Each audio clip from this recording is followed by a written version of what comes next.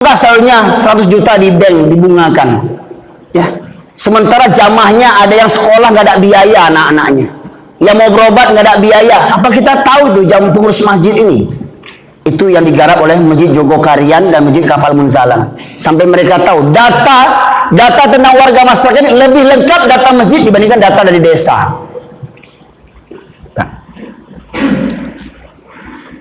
Infak per bulannya 4 sampai 5 miliar. Dari infak ini dibuatlah usaha, bangun toko disewakan, petani dimodali bagi hasil, kok kebun sawit, kok sawah dan segala macamnya. Kalau begitulah masjid, gimana gak ketar-ketir itu orang kafir nengok, ya kan? Ini enggak, sebanyakan masjid cuma tukang minta sedekah saja mintanya, tapi nggak mau memberi. Oh, anak yatim sekian dikasihkan setahun sekali. Emang anak yatim laparnya setahun sekali? Kadang-kadang itu di kampung kita kota infak untuk wakaf, masjid, MBA, anak yatim dibagikan setahun sekali. Emang anak yatim tuh butuh uang sekolahnya, butuh buku tuh setahun sekali. Nah, itu Bapak Sekalian. Nah, masalahnya kenapa orang kafir mengukur kekuatan umat Islam itu dari subuh berjamaah? Karena hanya orang-orang beriman yang benar imannya saja yang sanggup untuk datang ke masjid di 5 waktu, terutama subuh. Hanya orang yang benar imannya. Innama ya'muru masajidallah man amana billahi wal yaumil akhir wa lam yakhsha illallah. Hanya orang-orang yang beriman sajalah yang memakmurkan masjid-masjid Allah. Orang munafik tidak akan sanggup itu. Banyak haji munafik. Haji saja banyak munafik. Gimana lagi yang umrohnya? Ada pak haji, ada pak umroh.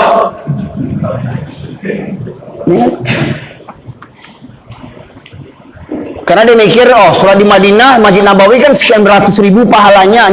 Masjid Baca ngapain? Syarif banyak pahala saya. Merasa sudah banyak pahala, kepedean dia. Ya, pulang dari ibadah haji nggak ke masjid dia. Nah, ini masing-masing. Hanya orang yang benar imannya saja yang sanggup datang subuh berjamaah dimanapun dia berada. Dan hanya orang munafik yang merasa berat berangkat ke masjid. Munafik, panduto, penipu, pembohong. Wa minan nasi ma yaqulu amanna billahi wa bil yaumil akhir wa ma hum bimu'minin. Banyak orang yang ngaku-ngaku beriman kepada Allah, beriman kepada Rasulullah, beriman kepada hari kiamat, padahal sesungguhnya mereka tidak beriman. Banyak yang ngaku-ngaku beriman, padahal mereka tidak beriman. Gampang saja. Siapa yang sering bolos subuh berjamaah tidak beriman dia. Dan banyak cerita juga lagi. Oh, kalau urusan dunia, yang kemanapun kau pergi, gunung kan ku daki, lautan ku seberangi, surau terlewati. Untuk dunia, seorang ayah, seorang suami, apa katanya, banting tulang peras keringat untuk mencari nafkah. Siang jadi malam, malam jadi siang, kaki jadi kepala, kepala jadi kaki. Untuk apa? Untuk menafkahi anak. Tapi sembahyang subuh enggak, kan goblok. Sholat tidak. Seperti mana cerita kita tadi malam di Masjid Nur Jannah. Ada kuli bangunan, dapat borongan bangun masjid, masuk waktu sholat. Apa kata mandornya? Hei, berhenti kerja. Orang sholat, tukangnya nggak sholat. Kesimpulannya apa? Orang sholat, kata mandornya. Si tukang nggak sholat. Kesimpulannya, si tukang itu bukan orang. Kalau dia orang pasti dia sholat. Di masjid dia dapat kerjaan, nggak sholat juga lagi. Manusiakah itu? Di masjid dapat kerja, bangun masjid, renovasi masjid, ngecat masjid, terdengar azan, Allahu Akbar. Depan matanya lihat orang sholat, depan matanya lihat bapak orang tua kita yang sudah begini badannya masih bisa sanggup ke masjid, sementara dia sehat, angkat batu kuat, ini kuat dan segala macam, tapi nggak sanggup ke masjid.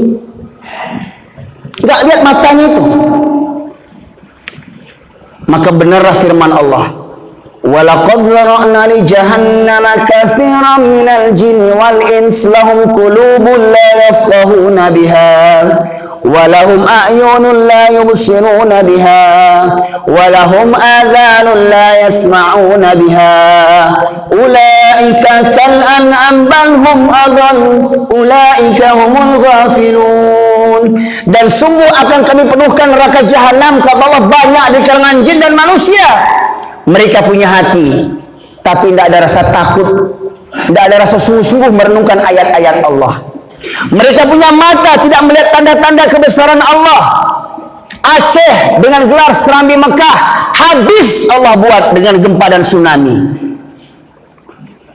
Itu yang saya sampaikan awal sejarah saya tinggal di kota Pariaman, kelahiran kedua orang tua saya.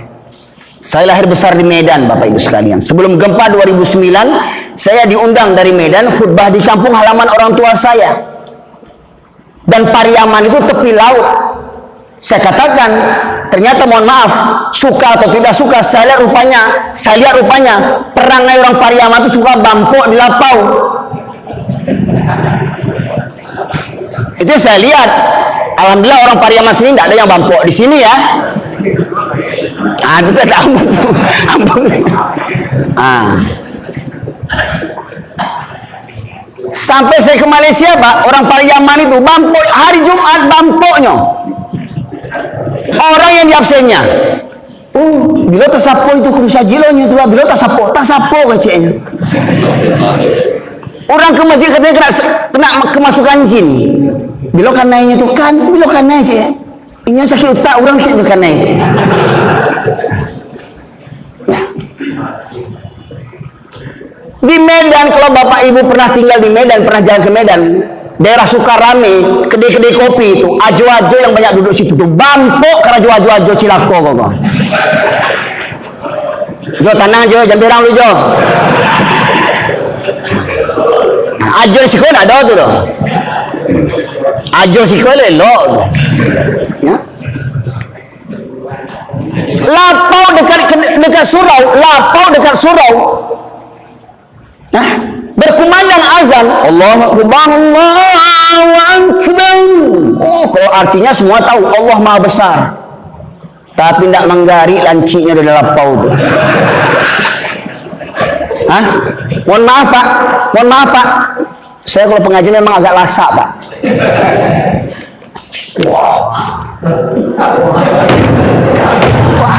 Orang azan bampok di lapau, mama orang loko, mama Cilako kok.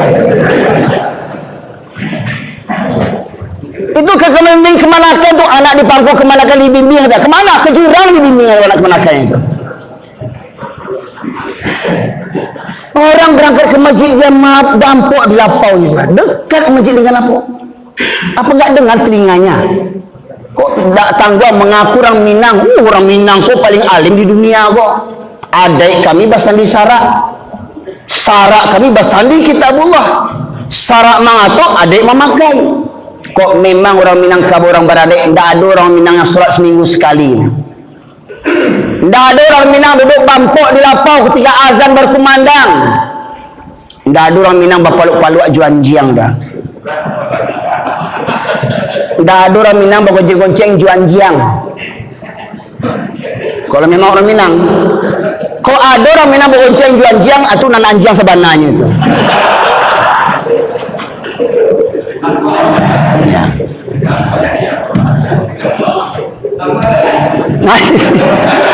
Ya. Saya makanya berani ceramah begini, karena saya tahu di sini nggak ada yang bawa anjing. Di sini ya.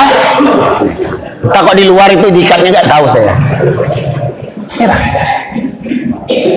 Tempat saya lahir, Pak, di Medan, orang Batak Kristen itu, orang Simanlungun, orang Karo, orang Toba, Nggak pernah tuh saya lihat gonjeng-gonjengan sama anjing. Di Minangkabau dari ujung Rau Panti sampai urang pesisir, basobok geng-geng anjing kok sadonya. Betul enggak, Pak? Bahkan bisa dilihat kalau di Bengkulu Bangkunya ada kubur anjing, itu orang Minang mungkin tuh. Sampai begitu, betul enggak itu? Mohon maaf Pak, jangan berang lu Pak. Ambo magiah tahu aja nyo. Itulah faktanya kini orang Minangkabau. Makanya basamo bersama-sama kita Pak membangkit batang yang terendam. Hidupkan falsafah. Falsafah itu indah enggak? Adat bersemikan syarak, syarak bersemikan kitabullah, syarak mengata adat. Indah Pak, cuman orang Minang yang punya, orang Arab itu nggak punya itu. Semestinya orang Minang yang paling alim semestinya, tapi faktanya orang Minang yang paling kurang ajar. Kalah lo Bani Israel. Iya. Orang Minang kok mengecek, jangankan kalah remis pun amuahnya. Orang Minang kekalah. Orang Cina juga kalah mengalahkan orang Minang. Ya. Orang Minang maju selangkah dibandingkan orang Cina. Orang Cina bakal daya awak kaki limo. Di muka orang Cina kan di muka orang Cina. Iya. Orang Minang kekalah. Tampil ada di teh. Tak kurang ada di luar. Bodoh belah baca dia. Ya, itu. Pak, masyaallah muslimin. Itulah kondisi umat Islam kini. Kalau begitulah kondisi dalam sebuah negeri, umat Islamnya lalai lengah, tidak peduli dengan kebangkitan dari masjid, tidak peduli untuk meramaikan masjid. Pengurus masjid tidak berupaya bagaimana supaya jamaah bisa datang ramai ke masjid. Maka niscaya di negeri itu Islam akan musnah cepat atau lambat. Di masjid Kapal Munzaran Pak, itu masjidnya dikasih wifi. Remaja-remaja tuh numpuk-numpuk di masjid tuh. Tapi memang ya awal-awalnya remaja tuh tak sholat Pak, awal-awalnya. Dibuat lapangan poli, ibu-ibu pakai celana, pakai celana ketat, pakai legend main poli di halaman masjid. Awalnya tak sholat Pak, tapi lambat laun mereka sholat. Masjid memfasilitasi, buat lapangan lapangan tenis meja, buat lapangan badminton, buat lapangan poli, lapangan takraw. Remaja digerakkan, tapi ingat, waktu sholat semuanya ikut sholat. Terjadi itu Pak di Pontianak. Ya. Kalau begitulah masjid bangkit umat Islam ini Pak. Tidak perlu umat Islam yang susah ini meminta kepada rentenir minjam uang riba. Kenapa alasan mereka darurat? Sana boleh kayu tapi tidak peduli, kayu seorang aja nyawa. Kau orang tak tanggung eloknya. Kalau sama orang nggak tanggung kasih juta 2 juta, sama dun sananya mati jelang. Utang ke petang dua lunai. Sampai dan bilang tuh, ancak harat toko habis jorang pada dusan nak habis. Ancak jorang habis pada dusan nak. Nak kurang ajar tuh namanya itu. Biarlah orang lain menghabiskan hartaku daripada dusan nak yang menghabiskan. Padahal yang diwajibkan yang kita tolong itu keluarga dulu wajib ditolong, baru orang lain. Ini sama orang lain baik sama keluarga. Itulah kedoknya Bapak sekalian. Nah, masyaallah muslimin rahmati Allah. Maka beraninya orang kafir kepada umat Islam karena apa? Apabila dalam sebuah negeri lebih banyak orang munafiknya, yang mayoritas munafik, maka orang kafir tidak akan takut.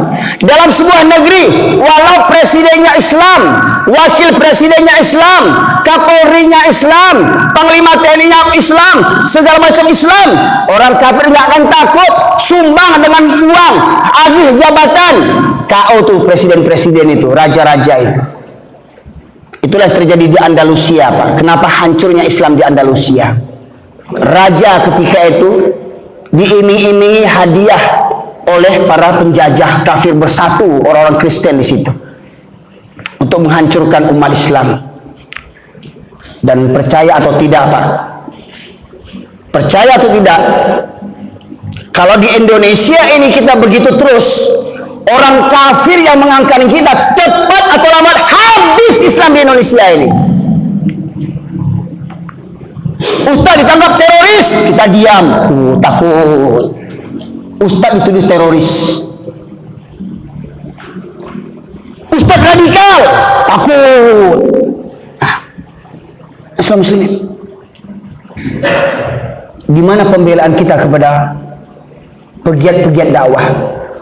Kalau ustaz-ustaz yang bertegar menyampaikan dakwah ditangkap, dipenjara karena memang itu konsekuensi menegakkan kebenaran. Al-Anfal 30, mereka akan berupaya untuk menangkap kamu, mengusir kamu, memenjarakan kamu, bahkan membunuh kamu. Itu konsekuensi Pak menegakkan dinul Islam.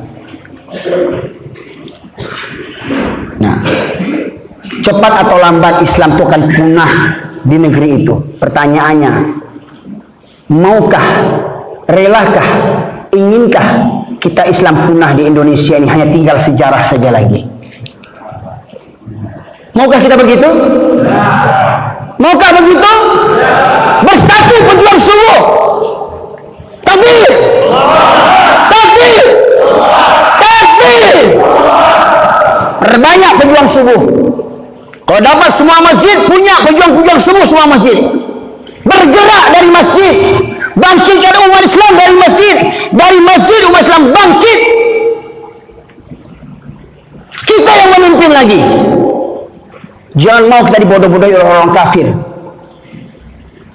Karena program orang kafir dalam surat Al-Baqarah 217, wala yazaluna yuqatilunakum hatta yaruddukum an dinikum in istata'u. Mereka tidak pernah berhenti memerangi kamu sampai kamu murtad dari agamamu. Apa kata Allah? Mereka tidak pernah berhenti memerangi kamu sampai kamu murtad dari agamamu. Siapa kamu? Mau presidenkah kamu? Mau wakil presidenkah kamu? Kiaikah kamu? Ulamakah kamu? Tentarakah kamu? Polisikah kamu? Pejabatkah kamu? Orang kayakah kamu? Pendekarkah kamu? Orang kafir tidak akan takut. Mereka akan memangsa kita, memurtadkan kita. Tanya kisah nyata, bukti pelaku nyata, Dr. Yahya Waloni, betul? Sudah pernah kemari Dr. Yahya Waloni? Mantan pendeta. Berapa banyak orang dimurtadkannya? Berapa dia dapat bonus memurtadkan satu orang Islam? Berapa gaji pendeta? Begitu Pak, gaji pendeta puluhan juta, bahkan ratusan. Kalau dapat memurtadkan orang, dapat bonus lagi. Memang Ustaz tidak minta gaji. Berapa Ustaz yang kita gaji? Coba bayangkan. Fokus, supaya Ustaznya fokus berdakwah. Siapa yang berani menjadi bodyguard para Ustaz? Makanya Ustaz banyak yang penakui. Tidak beri, kok kareh benar kok Pak. Ustaz radikal kok nak diundang kok balik. Kok keluar kajian mau lagi. Tidak diundang kok di mana pe amplop kok cek. Ya. Kemana kamu bongkar rahasia mau di Masjid Nurjannah? Kamu tidak perlu amplop Pak. Setiap dia amplop campak amplop tuh. Loh, tidak percaya Pak? Tidak percaya Bapak sama saya? Saya buang amplopnya. Ya tentu diambil isinya dulu. Sebab kalau sama isinya dibuang, nanti ketemu sama pemabuk, dia dibeli mabukan. Dia mabuk, dia berdosa, saya berdosa pula kan. Nah supaya dia tidak berdosa, saya tidak berdosa, saya ambil isinya dulu, amplopnya saya buang. Kadang ada ustaz yang menenggang, kok di mana amplop? Amplop yang dipikirkannya. Nah. Makanya mohon maaf Pak, kalau ada pengurus masjid yang bertanya, Ustaz, gimana Ustaz? Berapa transportasinya? Ustaz ditanya berapa? Mohon maaf Pak. Ya. Sebenarnya mahal harganya. Nah, cuman malu, tidak mungkinlah Ustaz kasih harga. Nanti tawar-tawar pula ya kan? Nah. Jadi kadang mohon maaf Pak, kadang saking canggihnya Ustaz-Ustaz sekarang ada tim manajemennya. Saking hebatnya ada tim manajemen, sekali ngundang 30 juta. Masya Allah, gimana nggak kaya Ustaz itu?